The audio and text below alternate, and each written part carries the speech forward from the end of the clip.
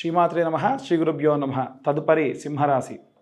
సింహరాశి వారికి ఈ 2025 జనవరి మాసమునందు ఎలా ఉండబోతుందో ఇప్పుడు తెలుసుకుందాం. సాధారణంగా సింహరాశి అంటే 2 అడుగులు వెనక్కు వేసి తర్వాతకి అదును చూసి వారు ముందుకు వెళ్ళేటువంటి వారు.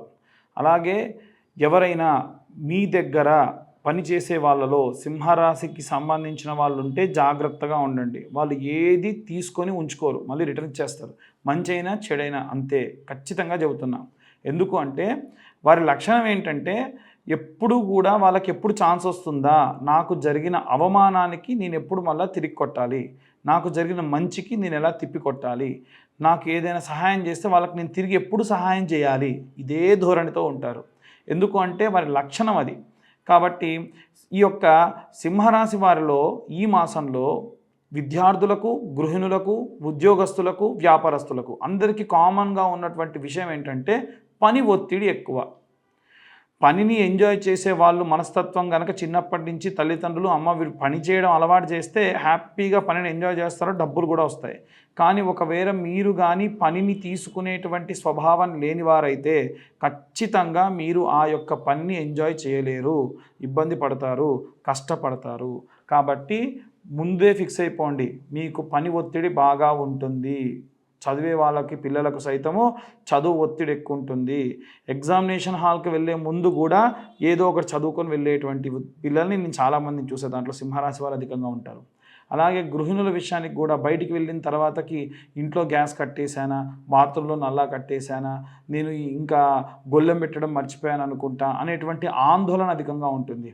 వీరందరికీ పడుకున్నప్పుడు కూడా మనసులో దడ అధికంగా, మధ్య వయస్కుల దగ్గర నుంచి వృద్ధాప్యంలో ఉన్న వారికి కూడా ఉండేటువంటి లక్షణాలు అంటే పడుకుంటే ప్రశాంతంగా నిద్రపట్టకపోవడము, గుండెల్లో దడ పుట్టడము, ఇలాంటివి అధికంగా ఉంటూ ఉంటాయి.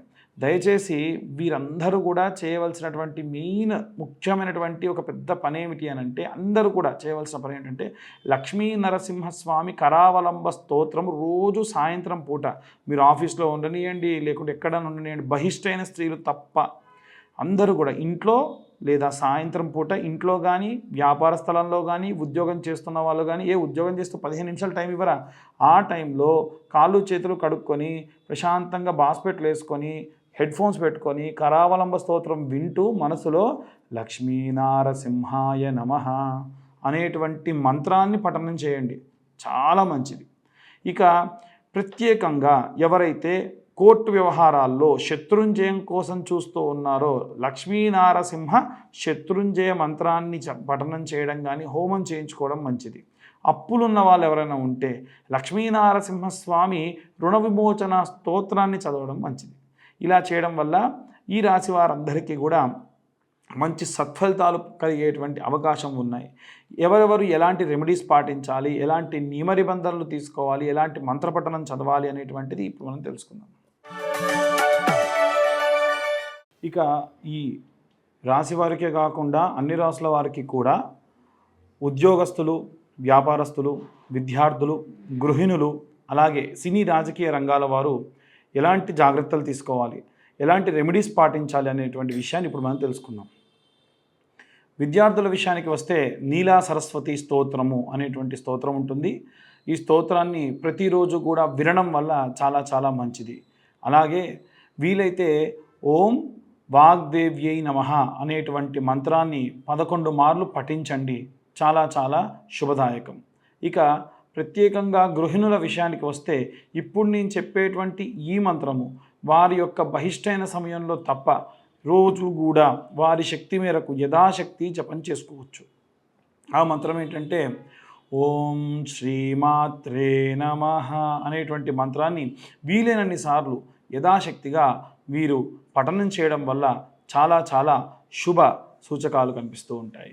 ఇక ప్రత్యేకంగా ఉద్యోగస్తులు, వ్యాపారస్తుల విషయానికి వస్తే ఇప్పుడు నేను చెప్పేటువంటి ఈ మంత్రపఠనం చాలా చాలా శక్తినిస్తుంది. ఆ మంత్రం ఏమిటి అంటే ఓం క్లీం కృష్ణాయ వాసుదేవాయ హరయే పరమాత్మనే ప్రణత క్లేశనాశాయ గోవిందాయ నమో నమః. మరొకసారి చెప్తున్నాను. ఓం క్లీం కృష్ణాయ వాసుదేవాయ హరయే పరమాత్మనే ప్రణతక్లేశనాశాయ గోవిందాయ నమో నమః. ఈ మంత్రాన్ని వీలైనన్ని సార్లు పఠనం చేయండి, చాలా చాలా మంచిది. ఇక వ్యాపారస్తులందరూ కూడా పాటించవలసినటువంటి ఇంకొక రెమెడీ ఏమిటి అంటే, మీ వ్యాపార స్థలాన్ని మూసేసి వెళ్ళేటప్పుడు ఒక పేపర్ని బారుగా ఒక రౌండ్గా చుట్టేసి దాని కార్నర్లో మంట అంటించి కుడివైపు 3 సార్లు ఎడమవైపు ఒకసారి తిప్పి మీరు వ్యాపారం అంతా చేసి షట్టర్ క్లోజ్ చేసిన తర్వాత అక్కడ పడేసి వెళ్ళిపోండి. ఇలా చేయడం వల్ల ఉన్నత వ్యాపారాభివృద్ధి, సకల నరఘోష నరదిష్టి కూడా పోతాయట. అలాగే ఇక ఎవరైనా సినీ రాజకీయ రంగాల వారు ఎవరైనా ఉంటే గనక మీరు అర్ధనారీశ్వర స్తోత్ర పఠనం చేయడం మంచిది. అర్ధనారీశ్వర స్వామి దేవాలయానికి వెళ్ళడం మంచిది. ఎక్కడైనా చండీ హోమాలు జరుగుతుంటే ఆ యొక్క చండీ హోమాలు మీ యొక్క పేరుతో జరిపించుకోండి. సామూహికంగా జరిగేటువంటి వాటిలో సాధారణంగా అందరూ పాల్గొంటారు, అలా మీ గోత్రం పేర్లు ఇవ్వండి, సరిపోతుంది. లేదంటే ఇప్పుడు ఈ యొక్క శని త్రయోదశి లాంటి సందర్భంగా ఎక్కడైనా సామూహికంగా జరుగుతుంటే కూడా మీ యొక్క గోత్రనామాలన్నీ కూడా వారి చేత సామూహికంగా జరిగే పూజలో నమోదు చేయించుకోవడం చాలా చాలా ఉత్తమోత్తమైనటువంటి గతిని కలిగిస్తూ ఉంటుంది. ఇక ప్రత్యేకంగా వివాహం కాని వాళ్ళు ఎవరైనా ఉంటే గనక, అంటే ఆడవారైతేనేమో ఆడవారైతేనేమో వరపాశుపతాన్ని, మగవారైతేనేమో కన్యాపాశుపత హోమము మరియు అభిషేకము ఉంటుంది. అది రుద్ర సంపుటీకరణంతో చేస్తారు. ఇలా చేయించడం వల్ల వివాహం కాని వారికి వివాహము ఖచ్చితంగా అవుతుంది. అలాగే వీలైతే ఏవైనా కోర్టు కేసులు గొడవల్లో ఉన్నటువంటి వారు ఎవరైనా ఉంటే గనక మీరు ఆ యొక్క కోర్టుకి వెళ్ళే ముందు మీ దగ్గరలో ఉన్నటువంటి కాళీ దేవాలయం కానీ, లేదా ప్రసన్న కాళీ దేవాలయం కానీ, లేదా ఏదైనా అమ్మవారి దేవాలయానికి వెళ్ళి అమ్మవారి దగ్గర మీ యొక్క పేపర్లు ఏవైతే ఉంటే కోర్టు పేపర్లు అక్కడ అమ్మవారి దగ్గర ఉంచి మీరు ప్రదక్షిణ చేసి అవి అలా తీసుకొని మళ్ళీ తిరిగి వెనక్కి చూడకుండా వెళ్ళండి. ఇలా చేయడం వల్ల కూడా కోర్టు వ్యవహారాలకు సంబంధించిన వాటిలో విజయవంతం అయ్యేటువంటి అవకాశం అధికంగా కనిపిస్తూ ఉంది. ఇక అందరూ కూడా వీలైనంత వరకు కూడా ఈ యొక్క జనవరి మాసంలో ఉన్నటువంటి గ్రహ సంచారం రీత్యా ఇప్పుడు నేను చెప్పేటువంటి ఈ మంత్రం చదవడం చాలా చాలా మంచిది. ఆదిత్యాయ చ సోమాయ మంగళాయ బుధాయ చ గురుశుక్ర శనిభ్యశ్చ రాహవే కేతవే నమః. ఇవి మేము చెప్పేటువంటి ఈ మాస ఫలితాలు కానివ్వండి, వార ఫలితాలు కానివ్వండి, అన్నీ కూడా కేవలము మీకు చెప్పేటువంటి గోచార రీత్యా, చంద్రగమన గోచార రీత్యా మాత్రమే చెబుతూ ఉన్నాం. నిజంగా మీ యొక్క date of birth, date of time, అలాగే టైమ్ ఆఫ్ బర్త్, అలాగే ప్లేస్ ఆఫ్ బర్త్ కానీ తెలిస్తే అవి మాకు పంపించడం వల్ల మీ యొక్క జాతకాన్ని విశ్లేషణగా 60 పేజీల్లో మొత్తం అంతా కూడా క్యాలిక్యులేషన్స్ చేసి మీకు ఒక PDF ఇవ్వడం జరుగుతుంది. అది కూడా ఒక అరగంట 40 నిమిషముల పాటు మీ జాతకం గురించి మాట్లాడడం కూడా జరుగుతుంది. మీకు ఒకవేళ ఇలాంటి మీ హోరోస్కోప్ కావాలి, తెలుసుకోవాలి అనుకుంటే ఈ 2025వ సంవత్సరంలో 2025 రూపాయలు మాత్రమే తీసుకొని మేము ఈ యొక్క హోరోస్కోప్ ప్రిడిక్షన్ అంతా కూడా చెప్పడం జరుగుతుంది. కాబట్టి ఎవరైనా మీ యొక్క పేరు బలం మీద జాతకం చెబుతామని కానీ,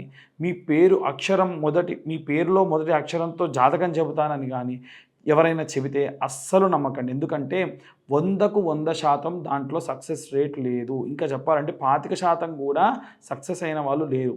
ఒకటే పేరు గల వాళ్ళందరూ ఒకేలా ప్రవర్తించరు, ఒకేలా ఉండరు. కాబట్టి ఎట్టి పరిస్థితుల్లో అది తథ్యము కాదు. కాబట్టి వీలైనంత వరకు మీ డేట్ ఆఫ్ బర్త్ టైం ఉంటేనే తెలిపించుకోండి, లేదా మీ చేతి ఫోటో తీసుకొని హస్త సాముద్రికం ద్వారా కూడా కొంతవరకు ప్రిడిక్ట్ చేయొచ్చు. అలా కూడా చేయించుకోవడం ఉత్తమం.